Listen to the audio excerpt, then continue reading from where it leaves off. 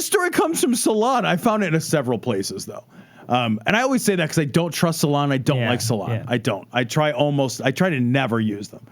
Trump pressured top Wisconsin Republican to decertify 2020 results, then threatened him.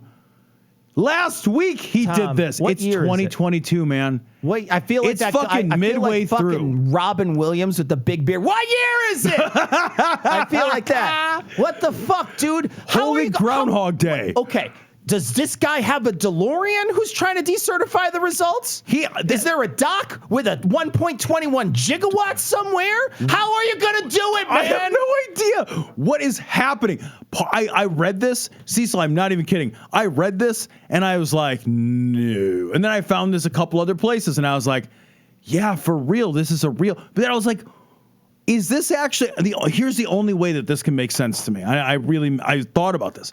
The only way this makes sense to me, Cecil, is if he's trying to show people that he's actually fucking crazy. Yeah.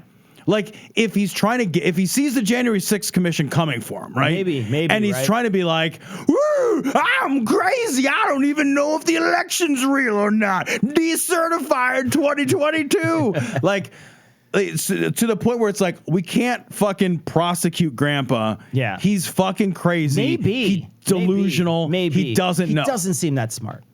He never seems that smart. That's the only gambit that makes, did he really think that they're like halfway through another president's term, they're going to be like, oh, I guess we'll whoopsie doodles it. All he wants to do is make it look to all his followers that he's doing this so it looks like he's still fighting. So when he does finally go, I never stopped fighting for you. Exactly. I tried to take Wisconsin back. Exactly. So what's going to happen is he's using it for a narrative so that he can always say, I fought against this the whole time. You guys, they stole the election from me, but I'm gonna come back and I'm gonna win it for real this next time. That's That's the only play I can see. You know, you're probably right.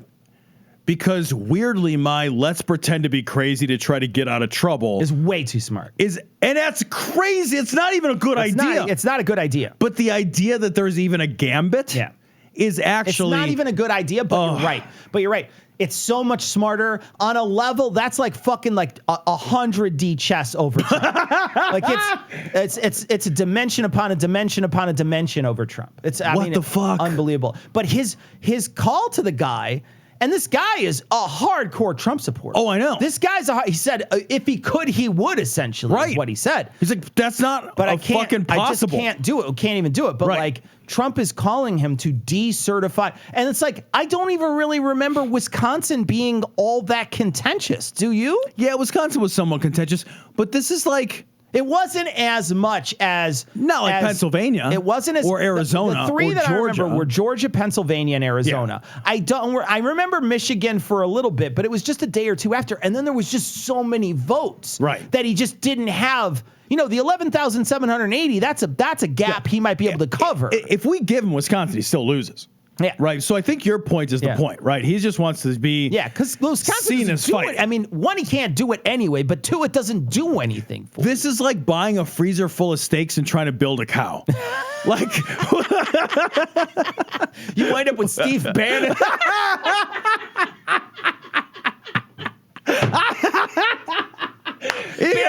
Bannon's a freezer full of rotting steaks.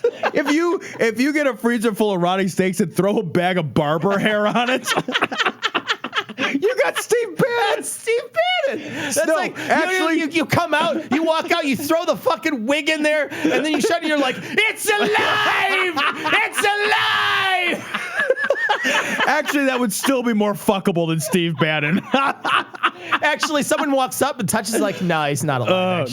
No, he's just actually, we think it's just a bunch of insects under his skin. We're not quite sure how he's all just like fist-sized viruses.